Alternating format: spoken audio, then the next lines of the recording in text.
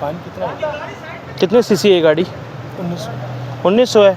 10,000 रुपये फ़ाइन है tainted glass. इसको आधा कोई बात नहीं। सर लेकिन अभी फ़ाइन आपको पे करना पड़ेगा। फाइन ना करें, गुजारिश दे दें आपको। कौन दो यहाँ देखें इतनी स्ट्रिक्टनेस हुई हुई है, हम यहाँ पर किसी एक बंदे को भी रोकते हैं और दूसरे को हम रिलैक्स करते हैं ना, तो लोग कहते हैं यार ये फिर हमारे साथ जाती है कि अगर हम एक को रोकते हैं और अगर दो को छोड़ देते हैं बता चुका ना, 30 की फैमिली में सजात है, उसमें ट्रैवल करते हैं, वरना सवाल ही करते हैं। सर मिनिस्ट्री ने एक चीज़ बैन कर दी है, वो अगर आपको परमिट देते हैं। 6 बंदे अपने दिल से आप एक्स्ट्रा जा रहे हैं, लेकिन जो कहते हैं सर बस फ़ाइन आपने पे करना है, ठीक है, मैं आपको फ़ाइन कर देता हूँ।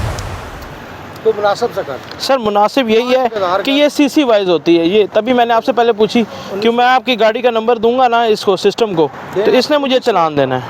अगर दे दें तो हम कल आपको सारे ग्लासेस नज़र ही नहीं आएंगे। सर वो तो हो जाएगा, ये आपने फ़ाइन भी अभी पे करना है।